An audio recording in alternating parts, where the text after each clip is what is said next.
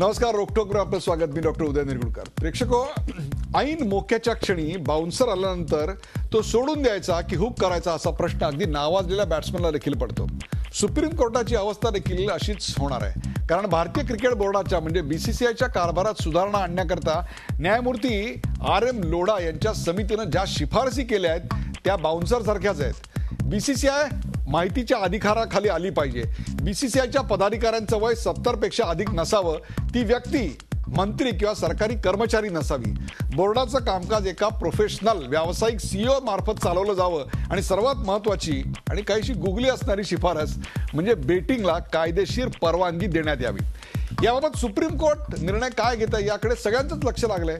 भारतामध्ये प्रेक्षको, क्रिकेट हा नेवळ खेळ नाही तर तो धर्म समजला जातो. क्रिकेट म्हणजे आपल्या सगळ्यांचं पॅशन. क्रिकेट म्हणजे एक वेड आहे. आणि अलीकडच्या काळात काही वर्षात क्रिकेट हा भारतातला नुसतं वेड नाही तर सर्वात मोठा उद्योग देखील बनलाय. इंग्लंडसारख्या अनेक देशांमध्ये खेळांवरील ऑनलाईन बेटिंगला अधिकृत कायदेशीर मान्यता आहे. जगभरात आज मितीला या सट्ट्यावर जवळपास $50 बिलियन चुराडा केला जातो. फिक्की या संघटनेने केंद्रीय क्रीडा खात्याला एक आकडेवारी सादर केली होती. त्या आकडेवारीनुसार भारतात दरवर्षी सुमारे 3 लाख कोटी रुपयाचा ब्लॅक मनी फक्त या बेटिंगवर खर्च होतो. या देशामधले हॉर्स रेसिंगला जर परवानगी असेल, काही राज्यांमध्ये ऑनलाईन जुगाराला जर परवानगी असेल, गोव्यासारख्या राज्यात अधिकृतपणे कॅसिनो चालवले जातात, मग क्रिकेटच्या खेळात ऑनलाईन बेटिंगला परवानगी दिली तर बिघडलं कुठे? यामुळे सरकारचं उत्पन्न वाढणार नाही का? गुन्हेगारी माफिया टोळ्यांचं वर्चस्व कमी होणार आहे का? बेटिंगला अधिकृत मान्यता दिल्यानं मॅच फिक्सिंग वाढेल की कमी होईल का? बेटिंग आणि मॅच फिक्सिंग यांचा काही संबंधच नाहीये. सध्या ठराविक लोकच बेटिंग करतात. कायदेशीर परवानगी मिळाल्यानंतर बेटिंग करण्याची संख्या वाढणार आहे का? बेटिंग ॲडिक्टिव्ह आहे का? त्याची चटक लागते का? बेटिंगला अधिकृत मान्यता मिळाल्यानंतर पोलिसांचा ताप जरा कमी होणार आहे का? आणि जुगार हे व्यसन आहे. बेटिंगला परवानगी दिल्यानंतर हे सगळं अधिक वाढणार आहे का? या देशात नीतिमत्तेचे आणखीन काही प्रश्न गंभीर निर्माण होणार आहेत का? आणि सट्टा कायदेशीर केल्यानं कुणाचा फायदा होणार आणि सट्टा अधिकृत केल्यानं क्रिकेटचं नेमकं भलं काय होणार? चला यासारख्या असंख्य प्रश्नांचा वेध घेऊयात आजच्या खास रोकटोक कार्यक्रमात. क्रिकेट सट्टा कायदेशीर करावा का?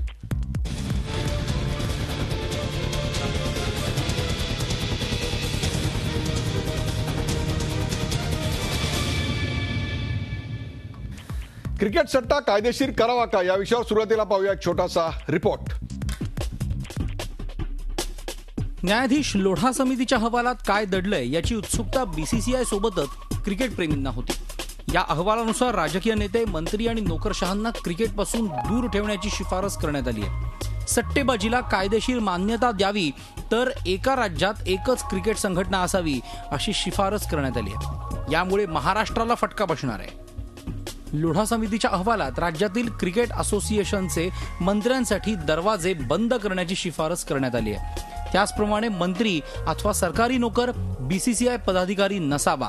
खेळाडूंची संघटना असावी. सट्टेबाजीला कायद्याचं संरक्षण देण्याची सूचनाही यात करण्यात आली आहे. बीसीसीआय पदाधिकाऱ्यांचा कालावधी 2 वर्षांपेक्षा जास्त नसावा आणि बीसीसीआयला माहितीचा अधिकार लागू करावा असंही या अहवालात म्हटलंय. बीसीसीआय आणि IPLची वेगवेगळी गव्हर्निंग बॉडी असावी अशी सूचनाही यात करण्यात आली आहे. आता लोढा कमिटीनं केलेल्या सूचनांनंतर बीसीसीआयमध्ये काही आमूलाग्र बदल तर अपेक्षित आहेतच. त्याचबरोबर या शिफारसींमुळे भारतीय क्रिकेट क्लीन होणार का हे पाहणंही महत्त्वाचं ठरणार आहे. रामराजे शिंदे, झी मीडिया, नवी दिल्ली. क्रिकेट सट्टा कायदेशीर करावा का या विषयावरचा एक खास रिपोर्ट आपण पाहिला. आणि तुमच्या आमच्या सर्वांच्या जिव्हाळ्याचा किंबहुना क्रिकेट या देशातला सुधारण्याकरता जी RM लोढा समिती नेमलेली होती त्या समितीचा जो अहवाल आलेला आहे त्याचीच आज आपण चर्चा करणार आहोत. लक्षात घ्या, ही संपूर्ण अहवालावरची चर्चा नाही. या अहवालातल्या इतर अनेक तरतुदी आहेत त्या प्रत्येकावरच एक वेगवेगळा रोकटोक होऊ शकेल. परंतु जी सर्वात महत्वाची आणि चर्चेची तरतूद आहे ती म्हणजे क्रिकेट सट्टा कायदेशीर करावा का? आणि याच विषयावर चर्चा करण्यासाठी आपल्याकडे आमंत्रित केले आहेत डॉक्टर राजेंद्र सिंग. डॉक्टर राजेंद्र सिंग हे नामवंत अर्थतज्ञ आणि उद्योजक आहेत. डॉक्टर राजेंद्र सिंग, आपलं स्वागत. आपल्याबरोबर ज्येष्ठ कायदे तज्ञ सुहास तुळजापूरकर. सुहास तुळजापूरकरजी, आपलं स्वागत. विशेषतः क्रीडाविषयक जे कायदे आहेत त्या क्रीडाविषयक कायद्यांचा त्यांचा अत्यंत चांगला आणि सखोल अशा स्वरूपाचा अभ्यास आहे. त्या विषयावर त्यांनी अत्यंत गंभीर अशा स्वरूपाचं लिखाण देखील केले. आपलं हे स्वागत. आपल्याबरोबर रवींद्र मांद्रेकर यांना संपूर्ण महाराष्ट्र हा एक क्रिकेट प्रेमी आणि त्यापेक्षा MCAचे माजी कोषाध्यक्ष म्हणून ओळखतो. सर, आपलंही स्वागत. आपल्या बरोबर आहेत आभा सिंग. आभा सिंग या ज्येष्ठ कायदेतज्ञ आहेत आणि त्याहीपेक्षा सुद्धा नीतिमत्ता आणि नीतिमत्तेच्या विरोधातले अनेक लढे आभा सिंग यांनी अत्यंत यशस्वी लढवलेले आहेत. त्याचबरोबर माध्यमातून या विषयातली जागृती करण्याकरता त्यांनी अनेक वर्ष प्रयत्न केलेत. आभा सिंगजी, आपलं या कार्यक्रमात स्वागत. इक्बाल शेख माजी पोलीस अधिकारी इक्बाल शेख हे देखील आपल्या बरोबर आहेत. आणि सुनंदन लेले, क्रीडा समीक्षक, माजी क्रीडापटू आणि झी24 तासचे विशेष क्रीडा प्रतिनिधी सुनंदन लेले हे देखील आपल्या बरोबर आहेत. आणि या सगळ्यांना घेऊन आपण अत्यंत महत्वाच्या विषयाची चर्चा करतोय. जस्टिस आर एम लोढा यांच्या समितीनं जो अहवाल सादर केलेला आहे BCCIला, त्याच्यामध्ये ज्या अनेक तरतुदी आहेत त्यातली अत्यंत महत्वाची तरतूद आणि ती म्हणजे क्रिकेटवरचा सट्टा हा कायदेशीर करावा, जो आत्ता अंधारात चालतो त्याला उजेडात आणावं. आणि या विषयाची चर्चा आपण या सर्व मान्यवरांना करतोय. जो पहिला मुद्दा आपण चर्चेला घेतोय तो आपल्या पडद्यावर आपण पाहू शकता. आणि तो पहिला मुद्दा आहे, सट्टा कायदेशीर केल्यानं कुणाचा फायदा होणार. सट्टा कायदेशीर केल्यानं कुणाचा फायदा होणार. सर्वप्रथम मी माझ्या पॅनल मधल्या सर्वांना प्रश्न विचारतो, त्यांनी हात वर करून फक्त उत्तर द्यायचंय. 6 विंडोमध्ये त्यांचं सगळ्यांचं आपलं दर्शन घडणार आहे. आणि ते म्हणजे सट्टा कायदेशीर करावा या सूचनेला समर्थन किती जणांचं आहे. Please raise your hands.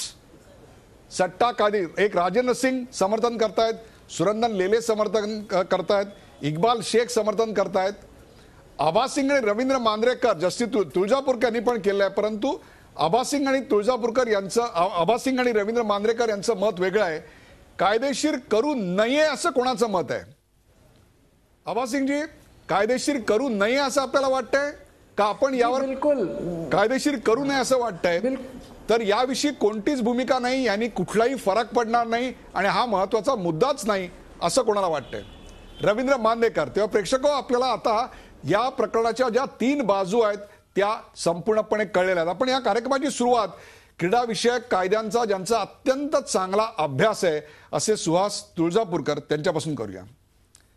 Suhas Tuljapurkar, आपला देश हा नीतिमत्तांनी भारलेला आहे.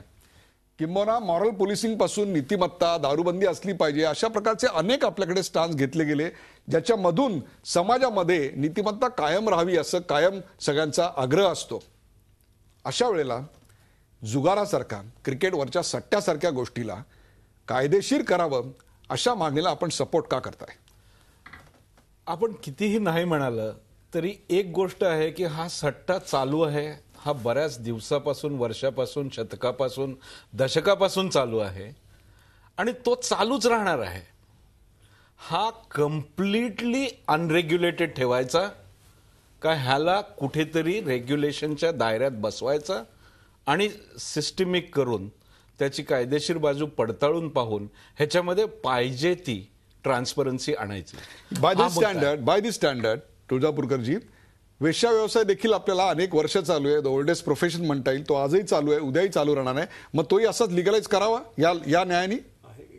बऱ्याच देशामध्ये आज तो लिगलाइज आहे. करेक्ट. आणि तो लिगलाइज करावा ह्याचं एक महत्वाचं कारण मध्ये त्याच्यामधले जे हेल्थ प्रॉब्लेम्स आहेत, सेक्शुअल वर्कर्सचे हेल्थ प्रॉब्लेम्स आहेत, ते जर सोडवायसाठी त्याची मदत होणार असेल आणि जीव वाचणार असतील, तो लिगलाइज करावा हा मुद्दा महत्वाच्या दृष्टिकोनातून बघितला पाहिजे.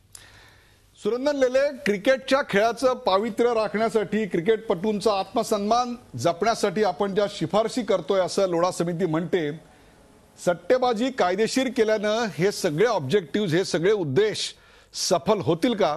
या कार्यक्रमाच्या सुरुवातीला आधी मी रवींद्र मांजरेकरांची गप्पा मारत होतो तेव्हा त्यांनी याच मुद्द्यावर एक प्रश्न उपस्थित केला होता. आपलं काय मत आहे? उदयजी, मी असं म्हणेन की हा गौण मुद्दा आहे. जो लोढा समितीचा अहवाल आहे तो खूप व्यापक आहे आणि त्या प्रमाणामध्ये सट्टेबाजी हा गौण मुद्दा आहे. परंतु त्याच्याविषयी माझं मत असं आहे की जी गोष्ट आता समाजामध्ये इतकी सर्वदूर पसरलेली आहे ती आमच्याकडे नाहीच असं मोराल काहीतरी बाइंडिंग घेऊन फिरायचं याला काही अर्थ नाहीये. कारण मी क्रिकेटसाठी अक्षरशः भारतभर जगभर फिरत असतो. जगभरामध्ये जर का गेलं तर सगळीकडे सट्टा जो आहे तो लिगलाइज केलेला आहे. मग तो ऑस्ट्रेलियामध्ये असू देत, इंग्लंडमध्ये असू देत, क्रिकेट प्लेइंग नेशनमध्ये सट्टा लिगलाइज केलेला आहे. ज्यांना खेळायचा तो खेळू देत. सट्टेबाज वेगळे, मॅच फिक्सिंग वेगळे, या दोन्हीची एक घराणी असू शकत नाहीत. दुसरी गोष्ट म्हणजे तुम्हाला कल्पना नाहीये की हा रोग किती खालीपर्यंत गेलेला आहे. मी गमतीने उदाहरण देतो, अत्यंत पुणेरी पद्धतीने गमतीने उदाहरण देतो. साधं सुद्धा घर आणि 50,000ची दुर्बीण की तुम्ही समजायचं या माणसाला रेसचा शौक आहे. तसं जेव्हा तुम्ही गेला, दिला, घेतला ही चर्चा होते किंवा एकदम मित्रमंडळीच्या तुम्ही बसलेला असतात, तुला वाटतं हे होणार का ते होणार, तेव्हा म्हणतो की मला वाटतं असं होईल, दुसरा म्हणतो मला वाटत नाही असं होईल. ही झाली साधी चर्चा. परंतु दोन मित्रांच्या मध्ये जेव्हा या चर्चेला तोंड फुटल्यानंतर असं म्हणतो लावतो बेट, लागली 1000 रुपयाची बेट, त्या माणसाला सट्टेबाजीचं आवड आहे हे 2 सेकंदात लक्षात येतं. आणि अशी माणसं आजकाल खूप वाढलेली आहेत. श्रीमंत घरातली आहेत, चांगल्या घरातली आहेत, वीट भट्टी कामगार सुद्धा आहेत. इतका हा रोग सर्वदूर पसरलाय. मग तो लपवण्याची गरज काय? तो लिगलाइज करा, सरकारला रेव्हेन्यू मिळेल, सरकारचा फायदा होईल, हप्ते बंद होतील म्हणून काही जणांचा तोटा होईल, म्हणून हे होणं शक्य नाही असं मला वाटतं. बरोबर. आपल्यासोबत इक्बाल शेख आहेत. इक्बाल शेख, आत्ता त्यांनी सांगितलं की दिस इज द ओल्डेस्ट प्रोफेशन, त्यामुळे हे झालं पाहिजे असा एक मुद्दा तुळजापूरकर यांनी मांडला. तर अशा प्रकारची गोष्ट आपल्या समाजात आहेच, मग ती आपण नाकारायची कशा करता? उलट ते केल्यानंतर हप्ते बंद होईल. इक्बाल शेख असं म्हणणं आहे. 2.5 लाख कोटीचा टर्नओव्हर या सट्टेबाजीत आहे, क्रिकेटच्या सट्टेबाजीत आहे. या बेकायदा सट्टेबाजीला कायदेशीर स्वरूप दिलं तर कायदा आणि सुव्यवस्थेचे प्रश्न यातून जे निर्माण होतात ते सुटतील का? आणि आम्हाला मिळणारा जो यातनं कराचा महसूल आहे तो महसूल वाढेल. इक्बाल शेख, असं आपल्याला वाटतं का की याच्यामुळे गुन्हेगारी जी जगत त्याच्यामध्ये जे इन्व्हॉल्व झालेलं आहे, आम्ही जेव्हा जेव्हा दुबईला क्रिकेट होतं तेव्हा बघतो आणि तेव्हा आम्ही कुठल्या तरी ते जुने शॉट्स बघतो की दाऊद इब्राहिम तिकडे बसला आणि तो अनेक गोष्टी करत असतो, असे गेले 20 वर्ष आम्ही दाखवत आलोय, पाहत आलोय. या सगळ्याला एक फुल स्टॉप नाहीतर किमान एक कॉमा म्हणून तरी या रिपोर्टची ही अंमलबजावणी झाली तर होईल असं वाटतंय का? इक्बाल शेख. निरगुडकर साहेब, आपला देश जे आहे क्रिकेट वेड आहे, लोकांना क्रिकेटचा भरपूर वेड आहे. आणि हे जे गॅम्बलिंगची वृत्ती आहे आपल्याकडे महाभारत पासून आपण बघतो तर ते आहे. जर बेटिंग लिगलाइज आपण जर केली तर यात सरकारला खूपच मोठा रेव्हेन्यू मिळेल. आपण जसं म्हटलात $400 बिलियन एवढा मोठा सट्टा एका वर्षात खेळला जातो क्रिकेटवरती. त्याचा मोठा भाग जे आहे आपल्याला रेव्हेन्यू जमा होईल आणि अंडरवर्ल्डला मोठी झरप पडेल. आपण बघाल की जे मॅक्झिमम मोठे मोठे बुकीज आहेत त्यांचा कुठे ना कुठे कनेक्शन अंडरवर्ल्डशी आहे, डी कंपनीशी आहे, छोटा राजनशी आहे, ह्याच्याशी आहे, त्याच्याशी आहे. हा लिगलाइज झाल्यानंतर खूपच ह्याच्यावरती चांगले परिणाम होतील रेव्हेन्यूच्या हिशोबाने. आणि दुसरा मी म्हणतो की जसा रेसकोर्सला, महालक्ष्मी रेसकोर्सला हॉर्स रेसिंग लिगलाइज केलेली आहे, तरी सुद्धा त्याच्यावरती घोडा पाठीमागे ओढण्यासाठी, खेचण्यासाठी जॉकीवरती प्रेशर येतो. त्याच्यावरती पण आपल्याला वॉच ठेवलं पाहिजे. फक्त लिगलाइज करून नाही चालणार, पण ह्याच्यावरती जे सर्वेलन्स असतं प्लेयर्सवरती ते पण ठेवणं फार गरजेचं आहे.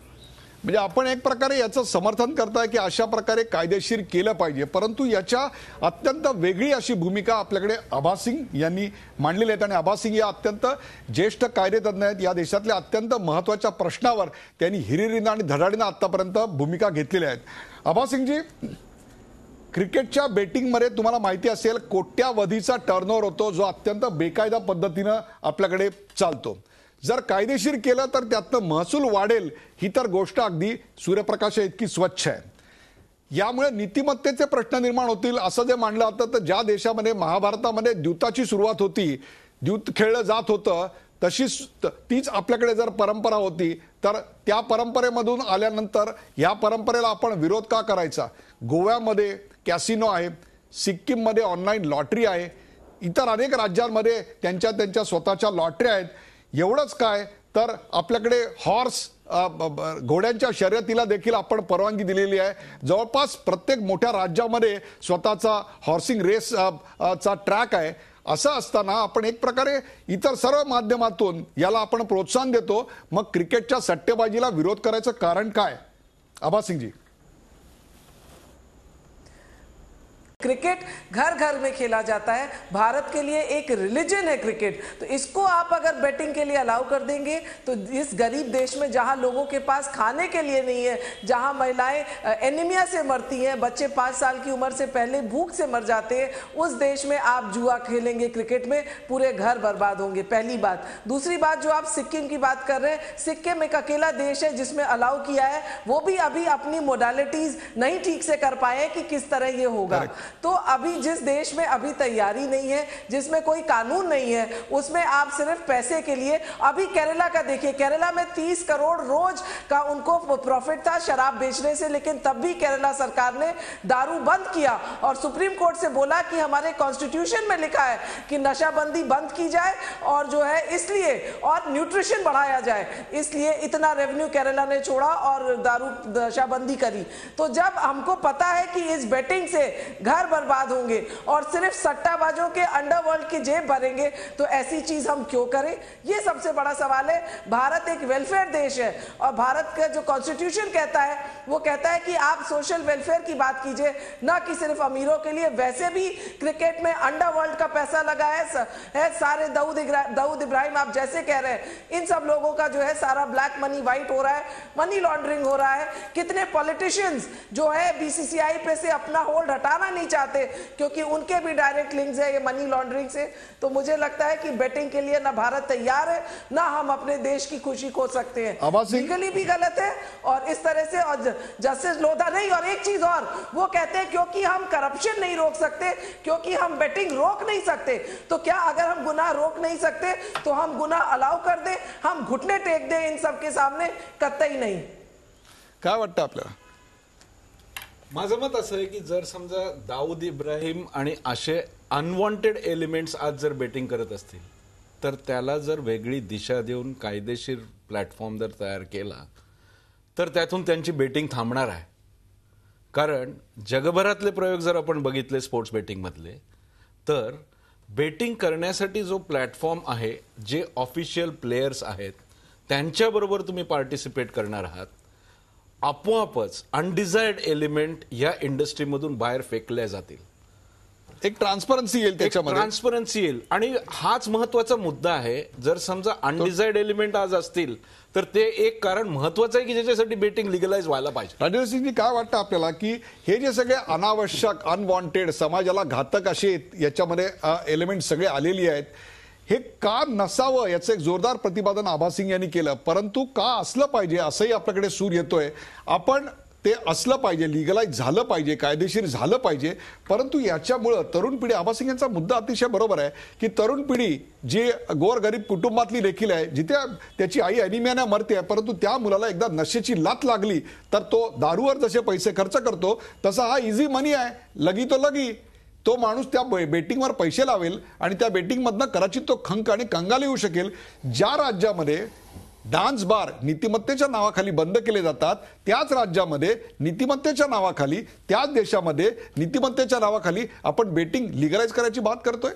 राजेंद्र सिंहजी, सर्वप्रथम मी जस्टिस लोढा यांचं अभिनंदन माझ्या मनात आहे. कारण हे क्रिकेट आणि क्रिकेटपासून उत्पन्न होणारे जे कॉम्प्लिकेशन्स आहेत त्या स्पोर्ट्सला, करप्शन किंवा काही लोकांची मालमत्तेदारी जी होती, त्यावरून हा एक मोठा मुद्दा आहे ज्याला ॲड्रेस करण्याची गरज होती. आणि मी अभिनंदन करतो जस्टिस लोढांचं, आणि त्यांनी साहस दाखवून ह्याला ॲड्रेस केला आहे. एक सुप्रीम कोर्टच्या जजाला, सुप्रीम कोर्टच्या चीफ जस्टिसला हे काही सोपं नाही हे सांगणं की बेटिंग तुम्ही लिगलाइज करा. त्यांनाही नीतीचा आणि ह्याचा अभ्यास चांगला आहे आणि ते देशातले एक सर्वश्रेष्ठ असे जज म्हणून ओळखले. बरोबर आहे, डेफिनेटली. नाव आता तुम्ही एक प्रश्न उपस्थित केला आणि एक आभाताईंनी प्रश्न उपस्थित केला की प्रॉस्टिट्यूशन आपण अलाव केला पाहिजे का ह्याच्या, किंवा डान्स बारचा आपण मुद्दा उपस्थित केला. ह्या दोघांमधले एक मूलभूत प्रश्न आहे की प्रॉस्टिट्यूशन आणि डान्स बारमध्ये स्त्रीचा एक्सप्लॉयटेशन आहे. त्याला पॅरलल असं स्पोर्ट्स बेटिंगला करता येणार नाही, क्रिकेट बेटिंगला. म्हणून ते दोन्ही वेगळे मुद्दे आहेत. दुसरा की एक स्पोर्ट्स क्रिकेटची बेटिंग जी आहे, आपण बेटिंगचे अनेक तऱ्हेचे प्रयोग अलाव करतो. रेस कोर्स आहे, स्लॉट मशीन्स आहे, ते व्हिडिओ गेम्स आहेत किंवा लॉटरीज आहेत, असे खूप प्रकार आहेत. आता सध्या टेक्नॉलॉजी एवढी विकसित झाली आहे की ऑनलाईन लॉटरीज आहेत जे नेटवर खेळता येतात किंवा काही. आता टेक्नॉलॉजीच्या एजमध्ये आपण काही त्याला कानून आणून किंवा लॉ आणून थांबवू शकणार नाही. असा एक मोठा व्यवसाय जो 2.5 लाख कोटी एवढा व्यापलेला आहे, एवढी टर्म आहे त्याची, आणि टेक्नॉलॉजीमुळे त्याची व्याप्ती अख्ख्या जगात आहे. आज बुकी दुबईत बसून किंवा कॅनडामध्ये बसून किंवा कुठेही बसून तो व्यवसाय चालू शकतो आणि आपण त्याला आळा घालू शकणार नाही. Whatever the Indian law says it is not going to effect him. पहिलं असं. त्यामुळेच आता दाऊद किंवा असे काही गुन्हेगार बाहेरच्या देशात बसून हा व्यवसाय इथे चालवत आहेत. आपण जेव्हा असला व्यवसाय जे अंडरवर्ल्ड चालवते आपण त्याला कायद्याच्या ह्याच्यामध्ये आणून लिगलाइज करत नाही, असले सगळे व्यवसाय शेवटी माफियाकडे जातात आणि माफिया ह्याच्याकडून लाखो कोटी उत्पन्न मिळवते. माफिया अंडरवर्ल्ड जे काही पैसा कमवते काय देशाच्या उन्नतीसाठी वापरणार नाही. It is going to be used against us. We are strengthening mafia by. दहशतवादाकडे तो पैसा जाऊ शकतो, याच्या जातोच आहे. बरोबर आहे. नाव ह्याची कंट्रोल जी आहे ती माफियाकडे आहे. एक शेवटचा मुद्दा इम्पॉर्टंट असा आहे की आपण जेव्हा ह्याला लिगलाइज करतो तर करतो काय, आपण एक आयडेंटिफाय करतो. शेवटी मोठा बिझनेस जाणार, त्याची लायसन्सिंग प्रक्रिया होणार, त्याला प्रॉपर चॅनल्स येतील.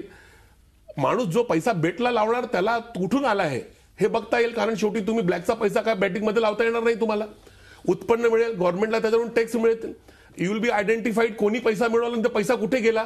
आणि हा शेवटी माफियानी कमवलेला जो पैसा आहे तो स्पोर्ट्समॅन क्रिकेट प्लेअरला विकत घेण्यासाठी, त्याला मॅच फिक्सिंग करण्यासाठी, त्याला दरड हे दाखवण्यासाठी ह्यासाठी वापरला जातो आणि तो माफियानी कमवलेला पैसा शेवटी देशाच्या हितासाठी वापरला जाणार नाहीच आहे. बरोबर आहे. म्हणजे आपलं एक प्रकारे आपलं असं समर्थन आहे की माफिया आणि ब्लॅक मनी आणि त्याहीपेक्षा सुद्धा याच्यामध्ये जे गैरप्रकार आले ते रोखण्यासाठीच याच्यावर आपल्या लिगलाइज केलं तर होऊ शकेल.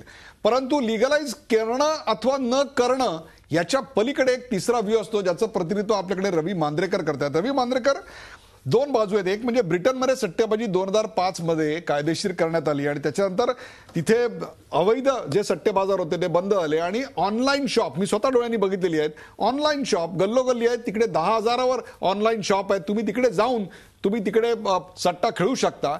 त्याच्यामुळे तिथला अवैध कारभार नक्की कमी झाला. 888 स्पोर्ट्स किंवा 365 स्पोर्ट्स अशा अनेक ऑनलाईन बेटिंग साईट्स आहेत ज्याच्यात तुम्ही बेटिंग करू शकता. या सगळ्यामुळं ज्या कामाकरता किंवा ज्या उद्देशानं खेळाचं पावित्र्य आणि खेळाडूचा आत्मसन्मान ह्याच्याकरता जी समिती अपॉइंट केलेली होती, या दोन्ही उद्देशांना कुठेतरी पूर्णपणे समाधान मिळतंय असं आपल्याला वाटत नाहीये. ते नेमकं का? पहिलं म्हणजे हा मुद्दाच चुकीचा आहे आणि हा मुद्दाच लोढा समितीमध्ये येऊच शकत नाही. कारण बेटिंग हा राज्य सरकारचा विषय आहे, केंद्र सरकारचा पण नव्हे. म्हणजे राज्य सरकार वेगवेगळा निर्णय घेऊ शकतात. एका त्याच्यामध्ये महाराष्ट्राने जर बेटिंग लिगल केलं तर राजस्थान नाही म्हणेल, राजस्थानने नाही म्हटलं तर बंगाल हो म्हणेल. म्हणून हा एक विषय होऊ शकत नाही. पहिलं म्हणजे.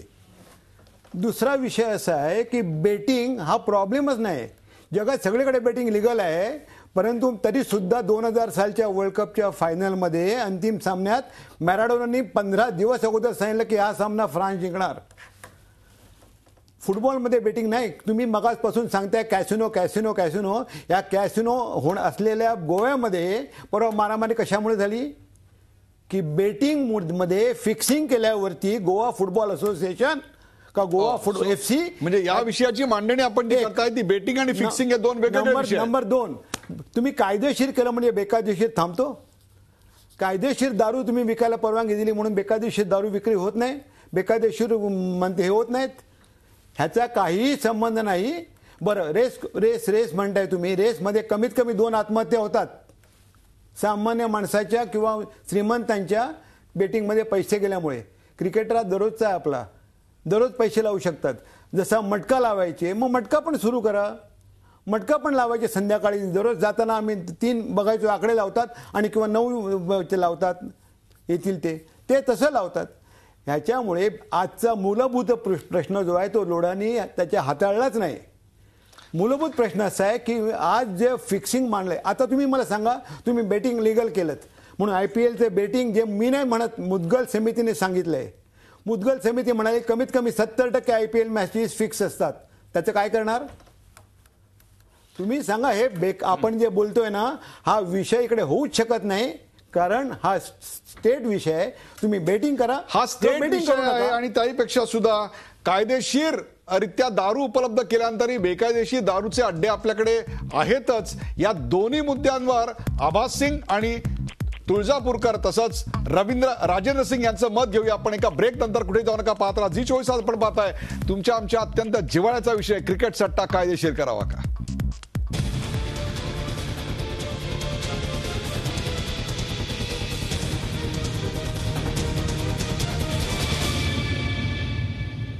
क्रिकेट सट्टा कायदेशीर करावा का या विषयावर आपण चर्चा करतोय. जस्टिस RM लोढा यांच्या समितीनं ज्या अनेक सूचना केल्या क्रिकेटचा कारभार सुधारणा करतात, त्यातला खेळाडूंचा आत्मसन्मान, क्रिकेटची प्रतिष्ठा आणि खेळाचं पावित्र्य वाढण्याकरता जी अत्यंत महत्वाची सूचना केली, ज्याच्यावर आता अत्यंत गरमागरम अशा स्वरूपाची चर्चा होते. 3 प्रकारचे मतप्रवाह आहेत की कायदेशीर सट्टा केला गेलाच पाहिजे, किंवा तो कायदेशीर अजिबात करता कामा नये. याच्याकरता अतिशय रोखठोक असं प्रतिपादन आभास सिंग यांनी केलं. तर यामुळे काहीच फरक पडणार नाहीये. किंबहुना क्रिकेटचा सट्टा आणि क्रिकेटमधली गुन्हेगारी, क्रिकेटमधला ग्लॅमर आणि त्यापेक्षा क्रिकेटमध्ये आलेला काळा पैसा यांचं कोणतंही नातं नाही, असं मांद्रेकर यांनी आपल्याला सांगितलं. त्यांनी 2 महत्वाचे मुद्दे उपस्थित केले की हा एक स्टेट सब्जेक्ट आहे आणि IPL मधली गुन्हेगारी कमी होणार आहे का.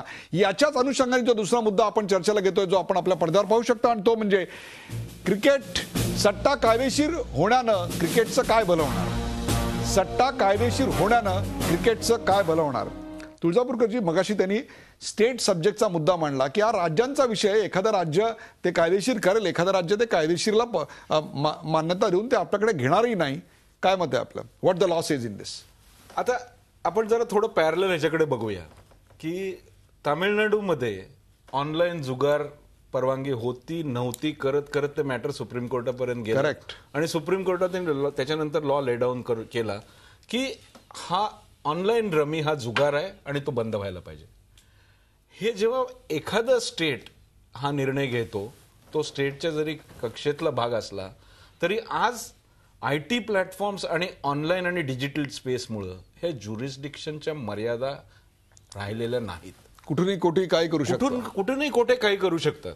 आपण आत्ताच ऐकलं की कॅनडामधून आज बेटिंग कंट्रोल होत असेल किंवा बाहेरच्या देशातून होत असेल, तर ह्याचा अर्थ काय की ऑनलाईन बेटिंग हे होणारच आहे. आणि म्हणून ह्याचा अर्थ असा की हे रिकमेंडेशन जे केलेले आहेत जस्टिस लोढा कमिटीनी, त्याच्यामध्ये त्यांनी क्लिअरली सांगितलेलं आहे की तुम्ही स्ट्रॉंग सेफगार्ड्स आणा बेटिंगच्या बरोबर. म्हणजे काय नेमका ह्याचा अर्थ असा की तुम्ही जर बाकी रेकमेंडेशन्स बघितले, जर BCCIने ती ट्रान्सपरन्सी त्या लेवलला आणली, बरोबर आहे, कसली तर BCCIने सगळ्याच गोष्टी बाबत एथिक्स अबाउट प्लेयर्स संबंध असलेली ट्रान्सपरन्सी राजेंद्र कुठली. सिंग काय मत आहे आपलं. एक बघा असं आहे, I will just add to what he saying. बघा असं आहे की ट्रान्सपेरन्सी नसली तर सुप्रीम कोर्टच्या जजांच्या नियुक्तीलाही प्रश्न उपस्थित होतो, जो झालेला आहे NGSC मध्ये. त्यामुळे आणि जस्टिस लोढा सारखे मोठे कायदे तज्ञ ते फक्त तुम्हाला या रिपोर्टच्या द्वारे लार्जर गाईडलाईन्स देत आहेत की हे असं करता येईल, त्याला तुम्ही स्ट्रिक्ट रूल्स आणा. आणि ते कसे करता येईल असं मला वाटतं, कारण ते डिटेल्समध्ये शेवटी BCCIनी ते किंवा गव्हर्नमेंट एजन्सीजने ज्यांना ते रेव्हेन्यू पाहिजे त्यांना आणायला लागेल की यू विल हॅव टू. जर तुम्ही असा मोठा टेंडर करता, तशी तुम्ही प्रक्रिया केली, जर इंडियाचे मोठे टेंडर तुम्ही बघितले तर बहुतेक 4 ते 5 मोठ्या कंपन्या त्याला क्वालिफाय होतात. टाटा, बिर्ला, हे ते मोठे नाव त्याला नाव आहे की हे स्ट्रेट फॉरवर्ड बिझनेस करतात. किंवा त्याच्यानंतर सेकंड लेअर आहे की सगळा पैसा जो तुमच्याकडे येणार त्या बिझनेसच्या दौरान, तो सगळा पैसा तुम्हाला माहित असेल की कुठून आला आणि कुठे गेला. सोर्स हा पूर्णपणे माहिती आहे, त्याच्यामुळे त्याच्यावर एक प्रकारचं नियंत्रण राहील. पैसे येण्याचा सोर्स आणि पैसे खर्च होण्याचा सोर्स. शेवटी जेव्हा माफिया बेटिंग कंट्रोल करते तर त्यांना जिंकायचं असतं, त्यांना हरायचं नसतं. याच्यामध्ये बरोबर आहे, याच्यामध्ये एक प्रकारची पारदर्शकता आणली आणि उत्तरदायित्व स्पष्ट झालं की हे कुठून आलं आणि कुठे गेलं, तर कदाचित त्याच्यामध्ये काही अर्थ, त्याच्यामध्ये स्ट्रॉंग सेफगार्ड याच्यावर आभास सिंग यांचा. आणि माझा अजून एक ऍडिशनल मुद्दा आहे की जर असं बेटिंग आपण करतो आणि आबाताईंनी सांगितलं त्यामुळे त्याच्यातून उत्पन्न होणारा 25% प्रॉफिट हे सोशल रिफॉर्मसाठी वापरलं जाईल, ह्या समाजाच्या कार्यासाठी वापरलं जाईल, कारण शेवटी तो पैसा खूपच मोठा आहे आणि आपण तो लिगलाइज नाही केला तरी तो अस्तित्वात आहे आणि माफिया त्याला अर्न करतोय आणि आपल्या अगेन्स्टमध्ये वापरतोय, मॅच फिक्सिंगसाठी वापरतोय. तो पैसा आल्यानंतर त्याच्यातून 1% ठरवून तो पैसे फक्त सोशल रिफॉर्मसाठी, एज्युकेशनसाठी अशा प्रकारचे स्ट्रॉंग सेफगार्ड्स आपण म्हणतायत. आबा सिंग, आपण सट्टा कायदेशीर करू नये अशा अतिशय ठाम मताच्या आहात, परंतु एक प्रकारे या सट्टा कायदेशीर करण्यामध्ये जर काही एक ट्रान्सपरन्सी आणली, जर त्याच्यामध्ये कोण कोणाच्या काय रिस्पॉन्सिबिलिटीज आहेत आणि पैसा कुठून येतो आणि कसा खर्च होतो किंवा त्याचे सोर्सेस काय आहेत, हे जर सगळं समोर येणार असेल तर त्याच्यामुळे भ्रष्टाचार कमी होणार असेल, गुन्हेगारीला मिळणारा पैसा जर कमी होणार असेल, तर आपण आपलं मत बदलू इच्छिता का, की आपण अजूनही आपला जो नैतिकतेचा मुद्दा आहे त्याच्यावरूनच याला विरोध करणार आहात? आबा सिंग. देखिए, नैतिकता की तो बात ही नहीं. आप कह रहे हैं 25% जो इनकम होगी स्टेट उसको सोशल वेलफेयर के लिए लगाए, एजुकेशन के लिए लगाए. जो बच्चा क्रिकेट का, इस वक्त भारत में क्रिकेट एक नशा है, एक रिलीजन है, तो जो बच्चा पहले ही स्कूल छोड़ के बैटिंग में लग जाएगा उसको आप कहां स्कूल ले जाके पढ़ाएंगे, नंबर 1. दूसरी बात, मुंबई, सिर्फ मुंबई में ही 1 लाख बुकीज है. आप कैसे रेगुलेट करेंगे कौन बैटिंग करेगा? लेकिन इस ओपन बैटिंग के बाद स्पॉट फिक्सिंग और बढ़ जाएगी. लंदन में बैटिंग अलाउड है, लेकिन तब भी इंग्लिश बुकी मजार शरीफ ने पाकिस्तानी क्रिकेटर्स, 3 क्रिकेटर्स को स्पॉट फिक्सिंग के लिए पैसे दिए. तो ये आप कहेंगे कि बैटिंग लीगलाइज करने से प्रॉब्लम सॉल्व हो जाएंगी? वो नहीं सॉल्व हो जाएंगी और बढ़ जाएंगी. तीसरी बात, सबसे बड़ी बात है कि आप अभी ट्रांसपेरेंसी की बात कर रहे हैं. बीसीसीआई अभी भी आरटीआई के अंडर आने को तैयार नहीं है. हैंसी क्रोनिये का जब केस हुआ था, सीबीआई को इन्वेस्टिगेशन दिया गया, वही सीबीआई अफसर बीसीसीआई ने उनको एंगेज कर लिया. अब अभी जब दिल्ली में स्पॉट फिक्सिंग का हुआ, क्रिकेटर्स अरेस्ट हुए, दिल्ली पुलिस कमिश्नर को बीसीसीआई ने अपने पास एंगेज कर लिया. तो जब यहाँ इतना कॉन्फ्लिक्ट ऑफ इंटरेस्ट है, जो सीबीआई और पुलिस इन्वेस्टिगेट करती है उसको भी बीसीसीआई मोटे पोस्ट पे रख लेती है, तो करप्शन आप कहाँ रोक पा रहे हैं? करप्शन रोकने में घुटने टेक दिए पुलिस ने. और एक अगर सुप्रीम कोर्ट का जज कहता है बैटिंग लीगलाइज कर दो और सुंदर रमन को क्लीन चिट दे देता है, ये कह के कि मुझे कोई फैक्ट्स नहीं मिले, कोई डिटेल्स नहीं मिली, इसलिए मैं उनके खिलाफ कुछ कह नहीं सकता. क्यों नहीं सुंदर रमन के खिलाफ इंक्वायरी ऑर्डर की गई? तो ये सब देखते हुए मुझे नहीं लगता कि आज हम तैयार हैं कि हम इस देश में क्रिकेट को लीगलाइज बैटिंग कर सके.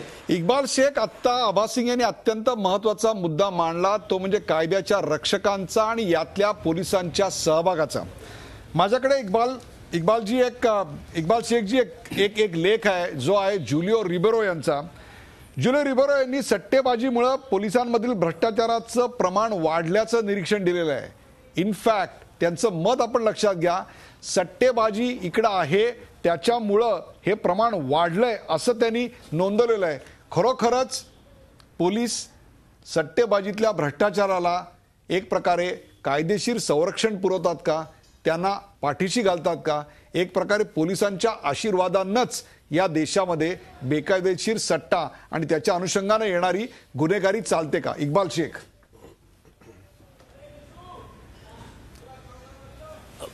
निरगुडकरजी, असं आहे की आता आबासिंगजीने सांगितलं की काही पोलीस ऑफिसर्स जे आहेत ते चांगलं काम करतात, नंतर बीसीसीआय त्यांना त्यांच्याकडे घेते. आता हे सुंदर रमनच्या बद्दल सांगितलेलं आहे. आता त्या माणसाला एक x police officer YP Singh, जे आयसीसीचे चीफ होते, अँटी करप्शनचे चीफ होते, त्यांनी सांगितलं की काही जे फ्रँचायझीज आहे आयपीएलचे ते बेटिंगमध्ये इन्व्हॉल्व आहेत. तर आता मला सांगा, त्याच्यानंतर ते सांगतात की ॲक्शनेबल नाहीये. इंडियामध्ये बेटिंग जे आहे, जुगार जे आहे, ॲक्शनेबल होता. त्या सुंदर रमननी काहीच केलेलं नाहीये. त्यांचं आबासिंगजींचं म्हणणं बरोबर आहे की आपल्याकडे कायदे वगैरे सगळे आहेत, पण आपण इम्प्लिमेंटेशन करत नाही. आणि as a ex police officer मी आपल्याला सांगतो की हे जे बेटिंग आहे, मद्य सेवन आहे, हे नेसेसरी एव्हिल्स आहेत. फॉर एक्झाम्पल, पूर्वी इलिसिट हे जे आहे इलिसिट लिकर, ह्याचं प्रमाण खूप मोठा होता. सगळीकडे दारूच्या भट्ट्या चालायच्या. इलिसिट लिकर आय एम टॉकिंग अबाउट, जे हातभट्टीची दारू म्हणतो. त्यानंतर सरकारने कंट्री लिकर सुरू केलं. कंट्री लिकर सुरू केल्यानंतर हे हातभट्टीची दारू ऑटोमॅटिकली कमी झाली, आता ॲब्सोल्युटली नाहीशी झालेली आहे. आणि या हातभट्टीच्या दारूने स्पुरियस लिकर जे आपल्याला म्हणतो, भरपूर डेथ्स व्हायच्या. पण आता जेव्हा सरकारने कंट्री लिकर सुरू केलं, मी म्हणत नाही की मी रेकमेंड करत नाही की दारू प्यावा, पण जे नेसेसरी एव्हिल्स आहेत त्यांना प्रॅक्टिकल स्वरूप देऊन त्यात शासनाचा पण फायदा आणि लोकांचं जास्त नुकसान नाही झालं पाहिजे असं आपल्याला बघायचं आहे. बेटिंगचं पण असंच आहे. ज्याच्याकडे जास्त पैसे आहेत तो कॅसिनोला जातो, रेसकोर्सला जातो. ज्याच्या कमी पैसे आहे तो अमुक मटका, कल्याण मटका, वेरळी मटका 2 रुपये 4 रुपये खेळतो. तर हे जे नेसेसरी एव्हिल्स आहेत पण त्याला आपण प्रॅक्टिकल स्वरूप देऊन ज्याच्याने जास्त नुकसान नाही होणार आणि आपल्याला रेव्हेन्यू पण मिळणार आहे, ह्या सगळ्या गोष्टीचं आपण लक्ष ठेवलं पाहिजे. आणि हे बेटिंग लिगलाइज केल्यानंतर अंडरवर्ल्डला मोठा जरब पडणार आहे, हे पण आपण लक्षात ठेवलं पाहिजे. याच्यातला एक मुद्दा सुनंदनजी आता मॅच फिक्सिंग आहे, स्पॉट. हा बरोबर आहे इक्बाल शेखजी, हाच जो मुद्दा आहे मॅच फिक्सिंग आणि करेक्ट इक्बाल शेखजी, हाच मुद्दा आहे की बेटिंग लिगलाइज केल्यानं अथवा बेटिंग आत्ताच्या ज्या बेकायदा पद्धतीने चालू ठेवल्यामुळं स्पॉट फिक्सिंगवर किंवा त्याच्यातून येणाऱ्या करप्शनवर, त्याच्यातून येणाऱ्या भ्रष्टाचारावर सुनंदनजी नेमका काय परिणाम होईल. उद्या जर लिगलाइज केलं आणि पुण्यामध्ये डेक्कन रोडला तुमच्या अशी दुकानं निघाली की जिकडे तुम्ही सट्टा खेळू शकता, तर तुम्हाला असं वाटतं याच्यामधलं स्पॉट फिक्सिंग कमी होणार आहे. आत्ता आबा सिंग यांनी तुम्हाला इंग्लंडमधलं उदाहरण दिलं, रवी मांजरेकर तुम्हाला हाच मुद्दा आतापर्यंत सांगत होते की लिगलाइज केलं काय आणि नाही केलं काय. याच्यातल्या स्पॉट फिक्सिंगला ज्याच्यामुळे क्रिकेटचं नाव आता खराब झालंय, खेळाडूंची आत्मप्रतिष्ठा धुळीला मिळालेली आहे, सन्मान गेलेला आहे, पावित्र्य गेलेलं आहे. जर या 2 गोष्टी वेगळ्या असतील तर तुम्ही त्यावर कायदेशीररित्या हा उघड करून त्याच्यावर कसं बंधन घालणार. सुनंदन लेले. उदयजी, मला या 2 मुद्द्यांचं वेगवेगळं उत्तर द्यायला आवडेल. पहिली गोष्ट म्हणजे एक लक्षात घेतलं पाहिजे की दारू असू देत, सिगरेट असू देत, गुटखा असू देत, वेश्या व्यवसाय असू देत, हे दृश्य राक्षस आहेत. बेटिंग हा अदृश्य राक्षस आहे की ज्याच्यामध्ये तुम्हाला फिजिकली तुम्हाला काही दिसत नाही, काही गडबड केली असं दिसत नाही. आणि दुसरी गोष्ट जे इक्बाल साहेब म्हणत होते ते मला थोडंसं पटलेलं आहे. कारण असं आहे की आत्ता होणारा सगळा 2.5 लाख कोटींचा व्यवहार आहे, हा कोण करताय तर 100% चुकीची माणसं करतायत. मला असं नाही म्हणायचं की हा सट्टा चांगला केल्याने चांगली माणसं याच्यात येतील. सट्टा वाईटच आहे, गुटखा वाईटच आहे, सिगरेट वाईटच आहे, दारू वाईटच आहे, ती केली नाही पाहिजे. पण ती समाजात आता पाणी मुरल्यासारख्या या वाईट सवयी मुरलेल्या आहेत.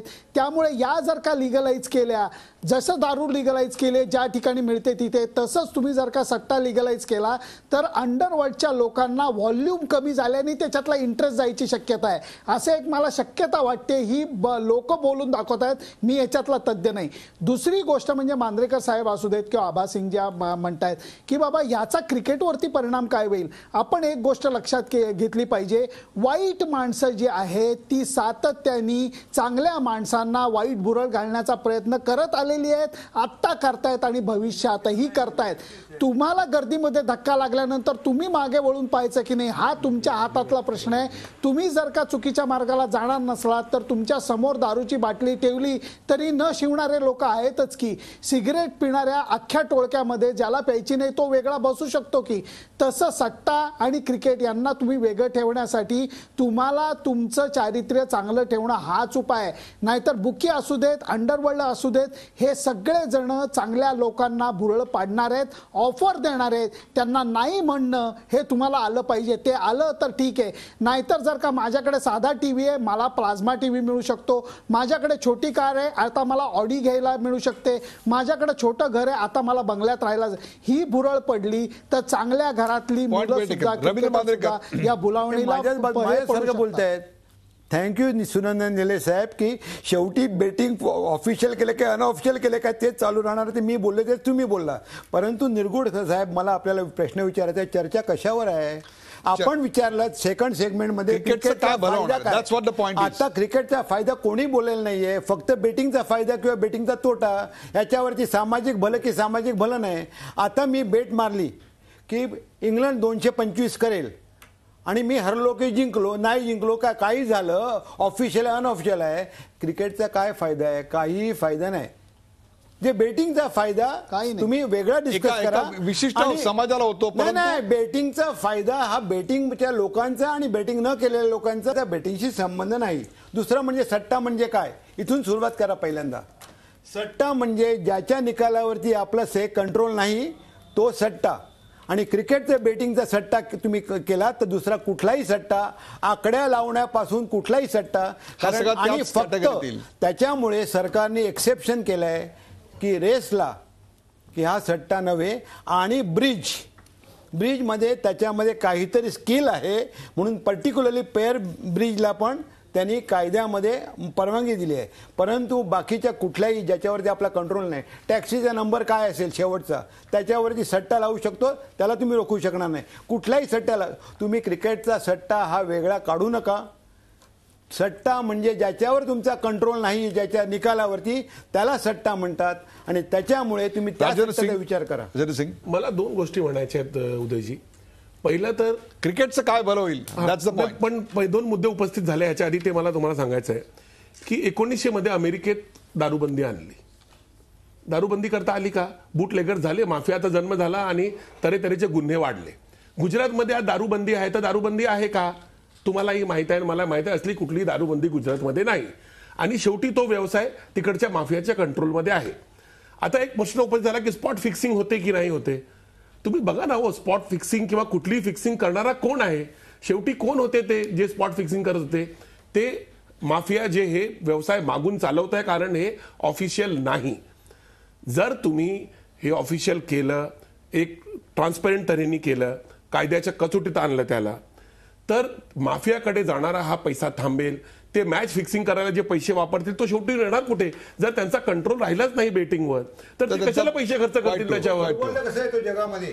बरोबर आहे. तुम्हाला काय वाटतंय याच्यामुळे क्रिकेटचं भलं होईल जर कायदेशीर केलं किंवा त्या आहे ते स्टेटस तसंच ठेवलं तर?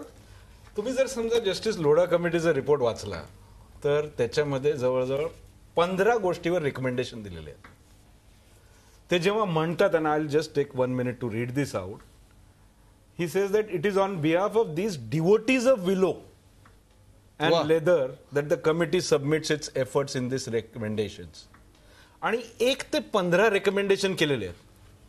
त्याच्यापैकी एक रेकमेंडेशन हा आहे की betting and match fixing should be understood and you legalise the betting, number 1 to avoid match fixing. आता जर समजा तुम्ही फक्त एक आयसोलेटेड मुद्दा ह्याच्यातून बाहेर काढला आणि फक्त तो इम्प्लिमेंट करायचं म्हणून जर तुम्ही म्हणालात तर ते संयुक्तिक राहणार नाही, ते योग्य होणार नाही.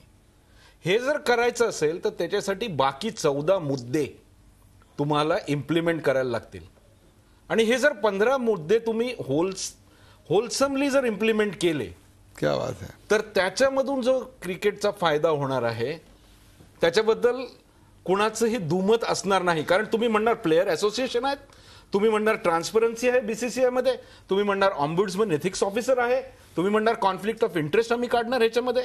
तेव्हा प्रत्येक माणूस आज भारतातला जो क्रिकेटशी जोडलेला आहे कुठल्या ना कुठल्या प्रकाराने, त्यांनी जर ह्या 15 गोष्टींचं पालन केलं किंवा पालन करायला भाग पाडलं बीसीसीआयला आणि सरकारला, तर मला वाटतं क्रिकेटचं भलंच होणार आहे ह्याच्यातून. Abbas Singh ji, last 1 minute and we want to end the show with you. तुम्हाला वाटतं का की या 15 गोष्टी ज्या लोढा समितीने दिल्या आहेत, फक्त एकच नाही, या 15 गोष्टी त्याचा जर आपण कठोर अंमलबजावणी केली तर अशा प्रकारे मॅच फिक्सिंगला, बेटिंग मधून जो एक बढावा मिळतो, जो एक ब्लॅक मनीचा मुद्दा, करप्शनचा मुद्दा, हे सगळ्या मुद्द्याला आळा बसू शकेल, not just in isolation but in totality. Abbas Singh, एक बिल्कुल टोटलिटी में अगर आरटीआई ले आते हैं, इन पॉलिटिशियंस को हटा देते हैं, ब्यूरोक्रेट्स को जो बोला है कि पॉलिटिशियंस और ब्यूरोक्रेट्स को बीसीसीआई और आईपीएल में नहीं रखेंगे, तो ये सब चीजें आएंगी तो बिल्कुल ट्रांसपेरेंसी आएगी, करप्शन खत्म होगा. महाराष्ट्र में 4 वोट्स है, बाकी स्टेट्स को 1 वोट है, तो बिल्कुल 1 एसोसिएशन 1 वोट. ये सब टोटलिटी में अगर इंप्लीमेंट कर सके तो जरूर क्रिकेट से करप्शन कम होगा, स्पॉट फिक्सिंग पे चेक लगेगा. लेकिन सिर्फ बेटिंग की बात करना और ये बाकी 14 पॉइंट को न करना, मुझे लगता है आज के दिन ये गलत होगा. पहले आप इसमें से बाकी चीजें सही करिए, उसके बाद, क्योंकि बेटिंग से कोई क्रिकेट को फायदा नहीं होना है. मांजरेकर, 14 पॉईंट जरी केलेत 15 पैकी तरी एवढा फायदा होईल की बेटिंगच्या फायद्याची गरजच नाही. वा, प्रेक्षक 15 पॉईंट कुठला आला? 14 पॉईंट फार महत्वाचे आहेत, त्याच्याबद्दल आपण एक अक्षर बोललो नाही. क्रिकेटच्या मॅच एवढीच ही बेटिंगवरची चर्चा देखील रंगली. याचं कारण बेटिंग कायदेशीर करावं की कायदेशीर करू नये, आणि केलं नाही केलं तरी काही फरक पडत नाही. किंबहुना बेटिंग जर कायदेशीर करायचं असेल तर इतर 14 मुद्द्यांचा देखील तेवढाच विचार व्हायला हवा, अशी तिरंगी चर्चा या ठिकाणी पाहायला मिळाली. तुम्ही माना अगर मानू नका, पण क्रिकेटवर बेटिंग खेळलं जातं, मग ते अधिकृत आणि करून त्यातून उत्पन्न का मिळू नये असा एक प्रचंड मोठा विचार आपल्याकडे निश्चित बळावतोय. त्यातून अंडरवर्ल्डला जो पैसा मिळतो तो का थांबवू नये अशी मतं आता अत्यंत स्ट्रॉंगली पुढे येत आहेत. तर एखादा गुन्हा आपण कायद्यानं थांबवू शकत नाही म्हणून गुन्हा करायला परवानगी देण्याचाच हा प्रकार आहे, असं देखील विरोध व्यक्त करणारे म्हणतायत. तर तिसरीकडे दारूला परवानगी असतानाही बेकायदेशीर दारूची विक्री होतेच, तसं बेटिंगला अधिकृत करून बेकायदेशीर बेटिंग थोडंच थांबणार आहे असाही युक्तिवाद पुढे येतोय. पण प्रेक्षको, हे सगळे युक्तिवाद तुम्ही ऐकलेत. आत्ताच्या ग्लोबलायझेशनच्या काळात अनेक देशांनी बेटिंग कायदेशीर करायचा पर्याय स्वीकारला. त्यातून करारूपानं त्यांना प्रचंड मोठ्या प्रमाणात उत्पन्न मिळालं. मग भारतासारख्या देशात जिथं क्रिकेट इतकं प्रचंड लोकप्रिय आहे, तिथं उत्पन्न वाढीसाठी मार्ग म्हणून या पर्यायांकडे का बघू नये? मात्र सरकारनं त्या बाबतीतले कायदे आणि त्या कायद्यामधल्या बारीक सारीक तरतुदी अधिक सुस्पष्टपणे राबवायची गरज आहे. बेटिंग आणि मॅच फिक्सिंग यातला फरक आहे. बेटिंगच्या आडून मॅच फिक्सिंगला उत्तेजन मिळणार नाही ना, याकडे लक्ष द्यावं लागेल. आणि त्याहीपेक्षा जुगारासारख्या प्रवृत्तीला आपण वाढीला तर खतपाणी तर घालत नाही ना, हे देखील पाहावं लागणार आहे. परंतु आज मात्र एक सहमत जे दिसतंय ते 1-2 नव्हे तर लोढा समितीच्या 15च्या 15 तरतुदी अत्यंत कठोरपणे अंमलबजावणीला आल्या तर मात्र सट्टा कायदेशीर केल्यानं क्रिकेटचं निश्चित भलं होणार आहे. या कार्यक्रमात सहभागी झालेल्या सर्व मान्यवरांचे आभार. ताज्या बातम्यांसाठी पाहत राहा झी 24 तास. राहा एक पाऊल पुढे.